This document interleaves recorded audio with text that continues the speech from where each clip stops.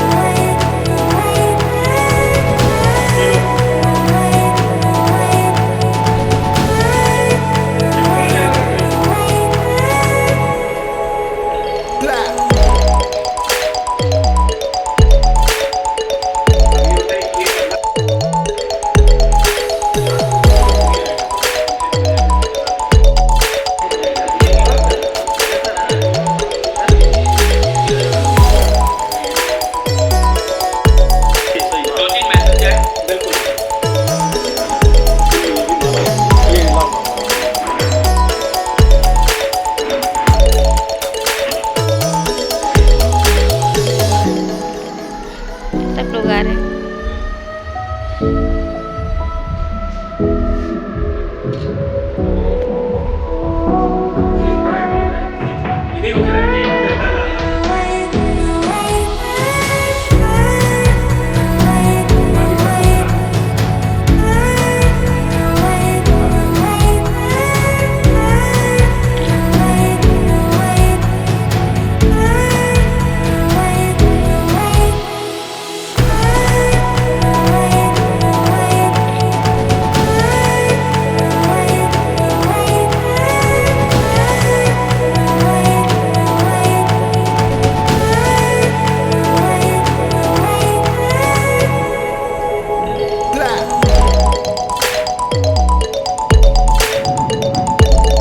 जितने भी हमारे शिक्षण संस्थान हैं, जितने फार्मा इंडस्ट्रीज हैं और जितने हॉस्पिटल्स हैं, जितनी फार्मेसी हैं, लगभग सभी जगह इनके जन्मदिन को सेलिब्रेट किया जा रहा है। इसीलिए छोटे छोटे कार्यक्रमों का आयोजन फार्मासिस्ट फेडरेशन ने भी किया है। हम हर ज़िले में इस तरीके के कार्यक्रम ऑर्गेनाइज कर रहे हैं, हर कॉलेजों में ऑर्गेनाइज कर रहे हैं और हर जगह हम एक स्पेशलिस्ट को या एक विशेषज्ञ को बुला रहे हैं। हमारे बीच IPA के जो लखनऊ के सेक्रेटरी हैं, यूपी के सेक्रेटरी हैं, आर्य गुप्ता जी आप हैं, और एक आप स्पेशलिस्ट के रूप में हमारे चीफ गेस्ट के रूप में हमारे साथ हैं। हमारी पूरी टीम जो फार्मेसी की है, हमारे फेडरेशन की है, वो है। और इस बेसिकली क्या था कि देश में पहले फार्मासिस्ट का कोई एजुकेशन नहीं था और वो एजुकेशन ऐसे व्यक्ति ने शुरू किया जो खुद में फार्मासिस्ट नहीं थे, वो इंजीनियरिंग के प्रोफेसर थे। लेकिन उन्होंने ये सोचा कि नहीं, फार्मेसी की आवश्यकता इस देश को है। और आज नहीं, एक सोचिए अब जब अंग्रेज थे तब की बात है। और सबसे पहले उनके प्रयास से भारत में, और उत्तर प्रदेश के लिए भी एक गर्व का विषय है कि उत्तर प्रदेश में BHU में इंडिया में पहला B फार्मा कॉलेज शुरू हुआ, B फार्मा शुरू हुआ। तो ये उत्तर प्रदेश के लिए और भारत के लिए गर्व की बात है। और जो बनाया गया B फार्मा का सिलेबस वो यूनाइटेड नेशंस के बराबर। तो भारत में B फार्मा शुरू हुआ, M फार्मा शुरू हुआ, BHU, और उसके बाद धीरे धीरे करके फार्मेसी उन्होंने एक एसोसिएशन बनाई और IPA जो है आज, इसकी भी शुरुआत उन्होंने ही की। और फिर बाद में फार्मेसी काउंसिल ऑफ इंडिया वो गठित हुई, फार्मेसी एक्ट पहले बना, फार्मेसी काउंसिल ऑफ इंडिया हुई। तो इस देश में फार्मेसी को लाने वाले वो प्रोफेसर माधवलाल सराफ जी, उनका आज जन्मदिन है, इसलिए पूरे देश के लोग उनको याद कर रहे हैं, फार्मेसी के लोग उनको याद कर रहे हैं। और आज उनको याद करते हुए विभिन्न कार्यक्रमों का आयोजन हम लोग कर रहे हैं। और बेसिक जो है वो है हमारे एजुकेशन सेक्टर के लोग। आज भारत में डिप्लोमा फार्मेसी से शुरुआत है फार्मेसी की, बैचलर फार्मेसी है, मास्टर फार्मेसी है, PhD फार्मेसी है, और एक डॉक्टर ऑफ फार्मेसी का एक 6 ईयर का कोर्स है हमारा। तो हम सभी विकसित देशों के तर्ज पे आज यहाँ पे एजुकेशन दे रहे हैं और और बहुत ही पावर्ड एजुकेशन है। बस आज समस्या क्या है कि लोगों को अभी भी फार्मेसी के लोगों को कहाँ डिप्यूट करना है, उसमें अभी हम थोड़ा सा पीछे। फार्मेसी काउंसिल ऑफ इंडिया इस पर कार्य कर रही है, तमाम सारे इंस्टीट्यूशंस हमारे काम कर रहे हैं, तमाम सारे संगठन काम कर रहे हैं, लेकिन हम ये चाहते हैं कि फार्मेसी जहाँ भी है, जहाँ भी औषधियाँ हैं, जहाँ से शुरू होती है, रिसर्च से शुरुआत है हमारे साइंटिस्ट रिसर्च शुरू करते हैं। तो रिसर्च से लेकर के औषधियों को बनाने तक, उसके बाद औषधियों को भंडारित करने, मार्केटिंग, भंडारित करना और वितरित करना, और फिर औषधियों की काउंसिलिंग करना, ये सारा पूरा जो एक चेन है, ये पूरी चेन केवल फार्मासिस्टों द्वारा ही संचालित होनी चाहिए। फार्मेसी एक्ट ये कहता है कि जहाँ औषधि वितरित की जाएगी, भंडारित की जाएगी, वो सिर्फ रजिस्टर्ड फार्मासिस्ट के अंदर ही किया जाना चाहिए। ऐसा ही हमारी फार्मेसी एक्ट की एक धारा है जिसमें ये कहा जाता है केमिस्ट एंड ड्रगिस्ट शब्द का उपयोग कोई और नहीं कर सकता है, केवल फार्मासिस्ट कर सकता है।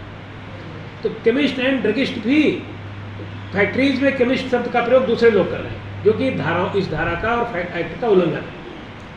तो हम ये चाहते हैं, सरकार से आज के दिन ये अनुरोध करेंगे कि फार्मेसी एक्ट का पूरी तरीके से परिपालन हो, और जहाँ भी फार्मेसी है, रिसर्च से लेकर के और काउंसलिंग तक, सारी जगहों पे फार्मेसी के जो विंग्स हैं, सब जगहों पे केवल फार्मासिस्ट कार्य करें। इसलिए आज इस एजुकेशन डे के अवसर पर हम सरकार से एक अनुरोध भी करेंगे, इस तरीके की चीज़ें उनको भेजेंगे भी, हम ज्ञापन भी भेजेंगे। अब मैं चाहूँगा कि हमारे स्पेशलिस्ट के रूप में चूँकि गुप्ता जी यहाँ पे उपस्थित हैं, वो भी फार्मेसी के बारे में आप लोगों को थोड़ा सा अवगत कराएंगे, और आज के दिवस के रूप में आपको धन्यवाद। जैसा कि आपने सुनील जी ने सारी बातें बताई थी, एक इसके पहले काम ये किए हैं कि एमएल साहब आए कहाँ से।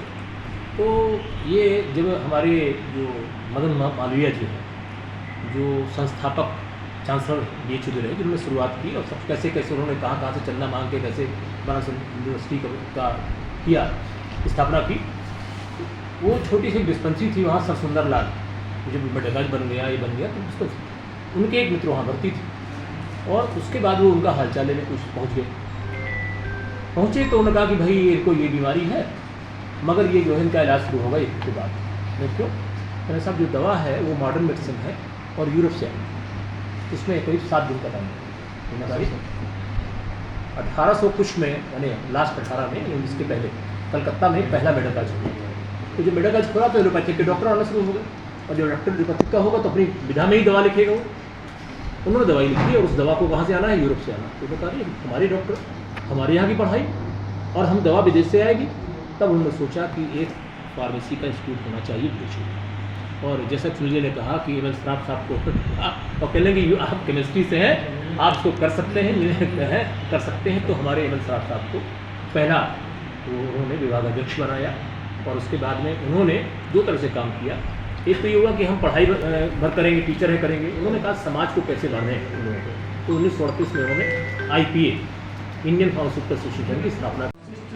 कैसे संचालित हो रहे हैं, क्या प्रशासन इसमें? तो हमारे तो हर अस्पताल में फार्मासिस्ट है, चाहे PSC हो चाहे CSC हो। कुछ जगह हो सकता है कभी होता है कि वैकेंसी वही रह गई, 100-200 थोड़ी दिक्कत होती है प्रमोशन वगैरह की, वो अपनी जगह है। लेकिन ये जो इनके जो 1.5 लाख लोग हैं, वो तो निश्चित तौर पे आप उनको क्वालिफाइड समझ करके आप मान रहे हैं कि वो आपने काम किया। दूसरा क्या हुआ है कि जो नए लाइसेंस जो भी है, निश्चित तौर पे वो ये हमारे देश में फार्मेसी की शुरुआत, फार्मेसी एजुकेशन की शुरुआत करने के लिए प्रोफेसर ML साहब का आज जन्मदिन है। आज उनका 121वां जन्मदिन है, और फार्मेसी काउंसिल ऑफ इंडिया ने प्रोफेसर साहब के जन्मदिन को नेशनल फार्मेसी एजुकेशन डे के रूप में घोषित किया है। तो आज पूरे देश में जितने भी हमारे शिक्षण संस्थान हैं, जितने फार्मा इंडस्ट्रीज हैं, और जितने हॉस्पिटल्स हैं, जितनी फार्मेसी हैं, लगभग सभी जगह इनके जन्मदिन को सेलिब्रेट किया जा रहा है। इसीलिए छोटे छोटे कार्यक्रमों का आयोजन फार्मेसिस्ट फेडरेशन ने भी किया है। हम हर ज़िले में इस तरीके के कार्यक्रम ऑर्गेनाइज कर रहे हैं, हर कॉलेजों में ऑर्गेनाइज कर रहे हैं, और हर जगह हम एक स्पेशलिस्ट को या एक विशेषज्ञ को बुला रहे हैं। हमारे बीच IPA के जो लखनऊ जनपद के सेक्रेटरी हैं, UP के सेक्रेटरी हैं, आर्य गुप्ता जी आप हैं, और एक आप स्पेशलिस्ट के रूप में हमारे चीफ गेस्ट के रूप में हमारे साथ हैं। हमारी पूरी टीम जो फार्मेसी की है, हमारे फेडरेशन की वो है। और इस बेसिकली क्या था कि देश में पहले फार्मासिस्ट का कोई एजुकेशन नहीं था, और वो एजुकेशन ऐसे व्यक्ति ने शुरू किया जो खुद में फार्मासिस्ट नहीं थे, वो इंजीनियरिंग के प्रोफेसर थे। लेकिन उन्होंने ये सोचा कि नहीं, फार्मेसी की आवश्यकता इस देश को है, और आज नहीं, एक सोचिए अब जब अंग्रेज थे तब की बात है। और सबसे पहले उनके प्रयास से भारत में, और उत्तर प्रदेश के लिए भी एक गर्व का विषय है कि उत्तर प्रदेश में BHU में इंडिया में पहला बी फार्मा कॉलेज शुरू हुआ, बी फार्मा शुरू हुआ। तो ये उत्तर प्रदेश के लिए और भारत के लिए गर्व की बात है। और जो बनाया गया बी फार्मा का सिलेबस वो यूनाइटेड नेशंस के बराबर था। तो भारत में बी फार्मा शुरू हुआ, एम फार्मा शुरू हुआ, BHU, और उसके बाद धीरे धीरे करके फार्मेसी उन्होंने एक एसोसिएशन बनाई, और IPA जो है आज, इसकी भी शुरुआत उन्होंने ही की। और फिर बाद में फार्मेसी काउंसिल ऑफ इंडिया वो गठित हुई, फार्मेसी एक्ट पहले बना, फार्मेसी काउंसिल ऑफ इंडिया हुई। तो इस देश में फार्मेसी को लाने वाले वो प्रोफेसर महादेवलाल श्राफ जी, उनका आज जन्मदिन है, इसलिए पूरे देश के लोग उनको याद कर रहे हैं, फार्मेसी के लोग उनको याद कर रहे हैं। और आज उनको याद करते हुए विभिन्न कार्यक्रमों का आयोजन हम लोग कर रहे हैं। और बेसिक जो है वो है हमारे एजुकेशन सेक्टर के लोग। आज भारत में डिप्लोमा फार्मेसी से शुरुआत है, फार्मेसी, बैचलर फार्मेसी है, मास्टर